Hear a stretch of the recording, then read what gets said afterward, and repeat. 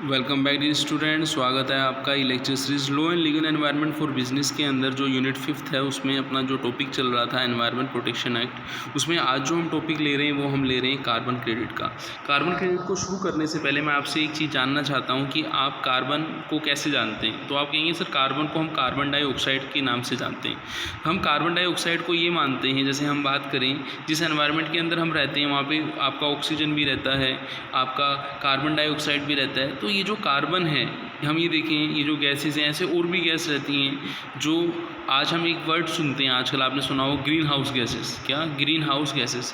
तो green house gases जो हैं एनवायरनमेंट के अंदर जो गैसेस का प्रोविज़न है वो ग्रीन हाउस गैसेस के कारण डिस्टर्ब हुआ है या फिर नहीं हुआ है। जिस परसेंटेज में गैसेस एनवायरनमेंट के अंदर अवेलेबल होनी चाहिए थी वो परसेंटेज चेंज हुआ है नहीं हुआ है। तो आप कहेंगे कि सर हमने काफ़ी स्टडीज़ के अंदर देखा है कि ऐसा हुआ है। अब आप ये बताओ कि ये जो चेंजेस हुआ है ये टेम्परेरी चेंजेस होता है तो कोई प्रॉब्लम नहीं। यदि ये चेंज लॉन्ग टर्म के लिए रहता है तो बताओ ये प्रॉब्लेबल होगा नहीं होगा? बोलो, होगा नहीं होगा? तो हम ये देखें कि हमारे जिस एनवायरनमेंट के अंदर हम रह रहे हैं तो वहाँ पे हम ये देखें, यदि हम कोविड की हम बात करें तो कोविड की जो लहर दूसरी आई थी, तीसरी लहर जो है एक्सपेक्टेड है, दूसरी लहर आपकी ओवर हो रही है। तो आप ये देखें कहीं ना कहीं वहाँ पे ऑक्सीजन की कमी हुई। तो हम ये देखें जिस एनवायरनमेंट के अंदर हम रह रहे हैं वहाँ पे जो गैसेस का जो परसेंटेज है, जो प्रोविज़न है, उस प्रोविज़न को हमने क्या कर दिया, डिस्टर्ब कर दिया। तो उसको कहीं ना कहीं रोका जाना ज़रूरी है या फिर नहीं है? तो आप कहेंगे बिल्कुल रोका जाना ज़रूरी है। इसलिए एक टर्म से स्टार्ट की गई कार्बन क्रेडिट। कार्बन क्रेडिट क्या होता है? कार्बन क्रेडिट एक सर्टिफिकेट होता है जिसमें गवर्नमेंट जो है वो अलाउ करती है कंपनीज़ को एनवायरनमेंट के अंदर कार्बन डाइऑक्साइड को एमिट करने के लिए। आपको याद हो तो आपने सुना होगा भोपाल गैस ट्रेजेडी जब हुआ था तो एनवायरनमेंट के अंदर उन्होंने उस गैस को एमिट किया था, जहरीली गैस को एमिट किया था, जिसने रातों रात लाखों लोगों को जहरीली गैस सूंघने के कारण डेथ हो गई थी, आपको याद हो। तो ऐसे एनवायरनमेंट के अंदर जो गैसेस का प्रोविज़न चेंज होता जा रहा है उस पर ये जो कार्बन क्रेडिट की टर्म्स रखी गई है वो एक वैल्यू रखी गई है कि कोई भी कंपनी है, किसी कंट्री के अंदर कोई भी कंट्री है, उस इकोनॉमी के अंदर जो भी इंडस्ट्रीज़ हैं, मैन्युफैक्चरिंग जो भी हैं, आपके एस्टेब्लिशमेंट हैं, वो सब एनवायरनमेंट जब एमिट करते हैं, ग्रीन हाउस गैसेस जब एमिट करते हैं तो उसका एक फ़िक्स परसेंटेज है, एक कोटा है, वही वो कंट्री एमिट कर सकता है। यदि हम देखें जब भी हम इंडस्ट्री की बात करते हैं, यदि हम कंपनीज़ की बात करेंगे तो आप कहेंगे सर ये कंट्री अंडर डेवलप कंट्रीज़ में ये कंपनीज़ कम रहती हैं, एस्टेब्लिशमेंट कम रहते हैं, इंडस्ट्री कम रहती हैं, डेवलपिंग कंट्री में थोड़ी ज़्यादा रहती हैं और सबसे ज़्यादा डेवलप कंट्री में रहती हैं। तो होता क्या है, जो आपके अंडर डेवलप कंट्री हैं वहाँ पे तो इतनी जो कार्बन जो है एनवायरनमेंट के अंदर एमिट नहीं की जाती। डेवलपिंग कंट्री में भी कंपैरेटिवली डेवलप कंट्री की तुलना में कम कार्बन जो है एमिट की जाती है। पर जो आपके डेवलप कंट्री हैं वहाँ पे वो क्या करते हैं, उस लिमिट को भी क्या कर देते हैं, पूरा कर देते हैं, एग्जॉस्ट कर लेते हैं। तो उनको और यदि एनवायरनमेंट के अंदर एमिट करना है कार्बन तो उसकी परमिशन लेनी होगी नहीं लेनी होगी? लो बनाया तो आप कहेंगे सर बिल्कुल उसके लिए परमिशन लेनी होगी। यदि वो बिना परमिशन से यदि एमिट करते हैं तो उन पर पेनल्टी होगी। तो हम ये देखें कुछ इंडस्ट्रीज़ के मैं यहाँ पे आपको एग्जांपल दे रहा हूँ, जैसे पावर इंडस्ट्री है, सीमेंट इंडस्ट्री है, स्टील, टेक्सटाइल, फर्टिलाइज़र इंडस्ट्री है। तो यहाँ पे आप देखो फॉसिल फ्यूल्स को as a source of green house gas emission हम यूज़ करते हैं। कोयल है, इलेक्ट्रिसिटी ड्राइव फ्रॉम कोयल है, नेचुरल गैस है, ऑयल है। ये मेजर जो green house gas carbon dioxide, methane, nitrous oxide, hydrochlorofluorocarbon जिसको HFC हम कहते हैं। तो ये जो गैस जो है इनका प्रोविज़न जो है एनवायरनमेंट के अंदर बढ़ता जा रहा है और इस एनवायरनमेंट के अंदर इनके प्रोविज़न को रोकने के लिए आपकी एक क्योटो प्रोटोकॉल के अंदर एक इंटरनेशनल एग्रीमेंट भी हुआ था जिसमें मोर देन 170 कंट्रीज़ ने पार्टिसिपेट किया था और उन्होंने डिसाइड किया था कि जैसे यूएस के अंदर एसिड रेन को रोकने के लिए एक प्रोग्राम बनाया गया था, पोल्यूशन को रोकने के लिए एक प्रोग्राम बनाया गया था, ऐसे ही वो जो 170 कंट्रीज़ थे जिन्होंने एग्रीमेंट किया था उन्होंने अपने कंट्रीज़ के अंदर इस प्रोग्राम को चलाया।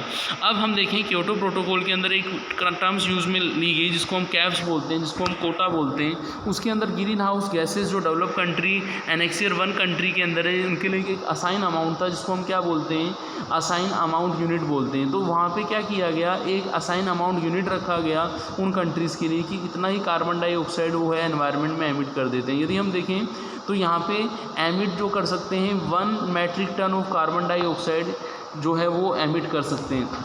तो ये जो कोटा था ये किन किन कंट्री के अंदर यूज़ में आया, हम कार्बन की कैसे बाइंग सेलिंग करते हैं, अब उन सब चीज़ों को हम एक एग्जांपल की हेल्प से यहाँ पे समझेंगे। एक एग्जांपल है, यहाँ पे आप देखिएगा कि एक कंट्री है, उसके अंदर एक फैक्ट्री है, वो क्या करती है 1 lakh green house gases per year emit करती है, बट गवर्नमेंट ने उसको परमिशन कितने की दी है, 80,000 पर ईयर की परमिशन दी है, 80,000 टन पर ईयर की परमिशन दी है।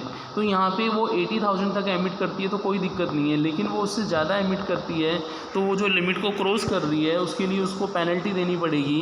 यदि वो पेनल्टी से बचना चाहती है तो पेनल्टी से अच्छा वो क्या करे, वो जो कार्बन क्रेडिट्स के 20,000 के राइट्स हैं वो दूसरे कंट्री से परचेज़ कर ले। और दूसरा ऑप्शन ये है कि वो जो एमिट करना चाह रही है 80,000 उसको उस रेड्यूस करके 1 लाख को 80,000 लेके आए। तो वहाँ पे दो ऑप्शन आते हैं। पहला ऑप्शन तो ये आता है कि वो क्या करे, एक नई मशीन खरीदे और उससे कार्बन का जो एमिट था उसको रेड्यूस करके 1 लाख से 20,000 कम करके 80,000 पे ले आए। दूसरा ऑप्शन ये है कि वो क्या करे, इन राइट्स को दूसरे कंट्री से परचेज़ कर ले। तो यहाँ पे जो दूसरे कंट्री से परचेज़ करने की जो हम टर्म्स बोल रहे हैं, इसी को हम क्या बोलते हैं, कार्बन क्रेडिट बोलते हैं। कहने का मतलब है जब एक कंट्री दूसरे कंट्री से कार्बन को एनवायरनमेंट में एमिट करने के लिए उनके राइट्स को परचेज़ कर लेता है तो उसको कार्बन क्रेडिट बोलते हैं। तो यहाँ पे देखेंगे तो कार्बन क्रेडिट की जो बाइंग हो रही है, how buying carbon credit can reduce emission, ये आपको ये चीज़ समझ में आई होगी। अब हम इस चीज़ को ऐसे समझते हैं कि जो अपना 170 कंट्रीज़ ने जो क्योटो प्रोटोकॉल के अंदर उन्होंने ये रखा था कि जैसे यूएस के अंदर एसिड रेन को रेड्यूस करने के लिए प्रोग्राम लाया गया, ऐसे ही सारे कंट्रीज़ जो क्योटो प्रोटोकॉल के अंदर 170 कंट्रीज़ थे उनके लिए एक कैप्स या कोटा फिक्स किया गया कि जो ग्रीन हाउस गैसेस है मोस्टली डेवलप कंट्रीज़ में, ऐसा डेवलप जो हैं कनेक्शन 1 कंट्रीज़ जो हैं जिनको हम असाइन अमाउंट जो दिया, यदि वो उससे ज़्यादा एनवायरनमेंट के अंदर जो हम एमिट करना चाहते हैं तो उसके लिए उनको परमिशन लेनी पड़ेगी, उसके लिए उनको राइट्स परचेज़ करने पड़ेंगी। मैं आपको बताना चाहता हूँ कि इंडिया के अंदर जो आपका हम जब कमोडिटी एक्सचेंज के अंदर देखते हैं तो वहाँ कार्बन क्रेडिट के अंदर जो ट्रेडिंग होती है एक बड़े लेवल पर होती है। यदि आपने कमोडिटी मार्केट वहाँ पे पढ़ा हो तो वहाँ पे कार्बन क्रेडिट के बारे में आपको सुनने के लिए मिलेगा कि वहाँ पे जो बाय सेलिंग होती है वो आपकी एक लार्ज क्वांटिटी में होती है। इसके अलावा हम देखें कि ये जो कंट्रीज़ थे, जो आपके 170 कंट्रीज़ थे, ये जो कंट्रीज़ थे इनको कंप्लाई करना है UNFCCC एक सर्टिफाइड जो है, जो हम carbon dioxide, green house gases etcetera को हम रेड्यूस करने के लिए एनवायरनमेंट में ले रहे हैं, तो उस प्रोग्राम के साथ इन सबको जुड़ना है। यहाँ पे हम देखें तो उसकी डिटेल भी दी गई है कि यदि हम इस प्रोग्राम के साथ जुड़ना चाहते हैं तो हमें क्या करना होगा, हमें इस एमिशन को रोकना होगा, हमें कैप्स के अंडर ही जो है उन चीज़ों को यूज़ में लाना होगा। और यहाँ पे हम ये देखें कि यदि ये परमिशन मिल जाती है, यदि हम कैप्स के अंदर हम एमिशन को रोक देते हैं, एमिट नहीं करते हैं, तो कहीं ना कहीं हमारा एनवायरनमेंट भी क्लीन होगा, हमारा एनवायरनमेंट भी हेल्दी होगा। हम देखें सिंस 2005 से हम देखें तो क्योटो प्रोटोकॉल जो अपना मैकेनिज़्म था उसके अंदर कार्बन डाइऑक्साइड CO2 की जो ट्रेडिंग थी वो यूरोपियन यूनियन जो थी, जिसको हम European union trade scheme EU ETS बोलते हैं, European union under the European trading scheme EUTS बोलते हैं। तो वहाँ पे यूरोपियन कमीशंस था, उन्होंने वैलिडेट किया कि जो CO2 की ट्रेडिंग है उस पर रोक लगाई जाए। और फिर हम देखें 2008 से जो EU है आपका यूरोपियन यूनियन है, उसने पार्टिसिपेट किया था अदर डेवलप कंट्री के साथ, जो एनेक्सियर फर्स्ट प्रोटोकॉल था उसको, जो 6 most significant green house gases थी उनको रोकने के लिए उन्होंने इम्पोर्टेंट रोल प्ले किया। तो कहीं ना कहीं हम ये देखें कि UN के जो स्टेट हैं वो कहीं ना कहीं इस चीज़ को रेटिफाइड करने में लगे हुए हैं। वो ये चाहते हैं कि एनवायरनमेंट के अंदर कार्बन का जो एमिशन हो रहा है वो कम हो। तो यहाँ पे हम देखें in the UN state which has not ratified the Kyoto and Australia whose ratification comes into force in March 2008 की जो ऑस्ट्रेलिया था उनका जो रेटिफिकेशंस था वो मार्च 2008 में आया था, जहाँ पे उन्होंने बर्निंग फॉसिल फ्यूल्स जो कार्स के अंदर था, पावर स्टेशन के अंदर था, जो रिलीज़ ऑफ SO2 था, ग्रीन हाउस गैसेस था, उस पर उन्होंने कंट्रोल किया। इसके अलावा उन्होंने SO2 को जो है डिसोल्व करके एसिड रेन पर भी कंट्रोल किया है। एसिड रेन से पहले क्या होता था आपको पता ही है कि जो हमारे पेड़ हैं, ट्रीज़ वगैरह हैं, रिवर्स वगैरह हैं, लेक वगैरह है, वो पोल्यूट होती थी, ट्री डैमेज होते थे, तो उस पर रोक लगाई गई। अब इससे हुआ क्या, इससे काफ़ी चीज़ों के अंदर कंट्रोल मिला है। Result in halogen of the building and statue, तो वहाँ पे ये जो रिज़ल्ट जो देखने के लिए है उससे हमें लगता है कि हाँ वास्तव में जो है इस फील्ड के अंदर एक इम्पोर्टेंट एनवायरनमेंट प्रोटेक्शन की तरफ एक हमने स्टेप लिया है। तो इस लेक्चर के अंदर हमने ये भी समझा कि कार्बन क्रेडिट क्या इंपॉर्टेंट है, कैसे हम कार्बन क्रेडिट के राइट्स जो हैं परचेज़ करते हैं। तो हम नेक्स्ट लेक्चर के अंदर मिलेंगे वहाँ पे किसी नेक्स्ट टॉपिक के साथ। थैंक्स।